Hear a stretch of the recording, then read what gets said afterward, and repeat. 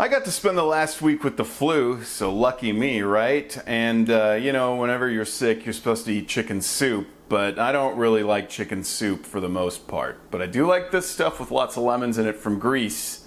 So let's give this stuff an Avgolemono go.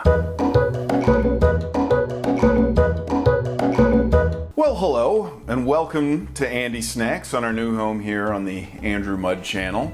I was not joking about having the flu for the last week.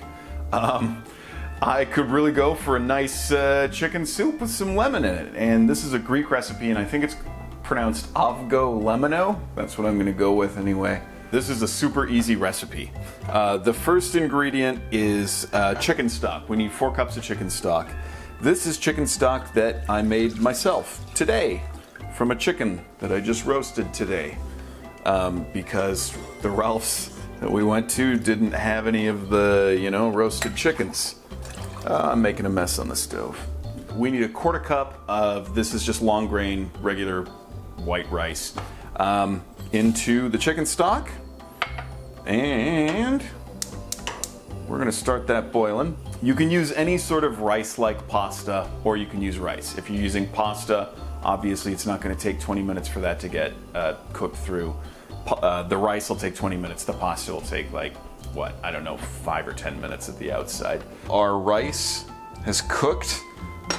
Oh yeah, look at that. If we were a professional operation, we'd have a B-roll shot to punch into, but we don't, and we're not gonna get one. We need to beat these, some lemon juice and some eggs together. I'm gonna do a couple of lemons worth of lemon juice, and if it doesn't look like enough, then I will add more lemon juice. That looks like probably about a 1/2 cup of lemon juice, realistically. We need to crack some eggs into this lemon juice. These are chicken eggs, just regular chicken eggs. That made a very satisfying bloop. So we just need to whisk this stuff together, just until it looks like beaten eggs, kind of loose beaten eggs, because that's what it is. Lemony beaten eggs. We need to temper the eggs in here. What is tempering? Tempering is adding a little bit of this hot stuff to the eggs a little bit at a time and beating it in there, raising the temperature of the eggs slowly and gradually so as to avoid scrambled eggs. We want nice creamy thickened eggs. So we're gonna heat this slowly and gently, and just as it starts to come to the simmer, it's going to thicken up. And that's the point at which we want to pull it off, because we don't want to boil it. We don't want to break the eggs. That would be a disaster. That's pretty much the only major mistake you can make in this, is over vigorous heating. Continuing to whisk is not a bad move. This is one of those things where you're gonna know it when you see it, or you won't, and then you'll have like a big bowl of scrambled eggs, whatever. Hey Betsy, is there any way we can watch, what's it called, Growing Pains? Is that on Amazon or anything? I don't know. Why would you want to watch that though? Why? Seriously? Yeah. Like the Adventures of the Seaver Family? Like, how could you not want to watch that? Oh, that's looking really nice and thick. Okay. So if you use a spoon here, you can sort of move things around and see things are starting to look a little bit thick. That is good. We can add a little bit of salt to there.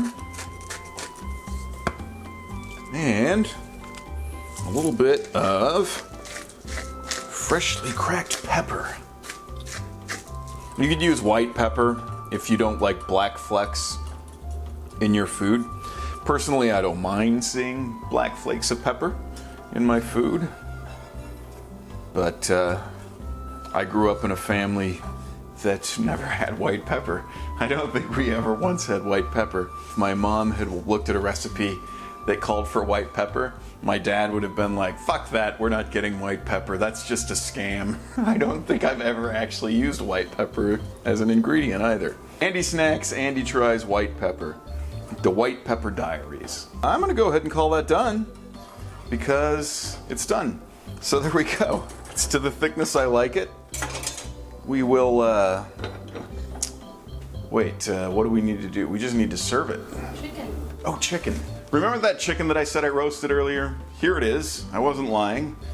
This is like all the meat from the chicken, just picked off the bones. And then the bones I threw into a pot and boiled for like an hour and a half, and that was the chicken stock that I used to cook this. So someday maybe I'll show you how to do that. Half a cup, 3/4 of a cup of chicken meat.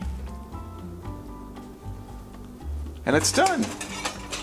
It's as simple as that, and it's pretty darn tasty. This can really take you like 20 minutes, even in its current form, if you just get a roast chicken from the grocery store and use like chicken stock from a box or whatever.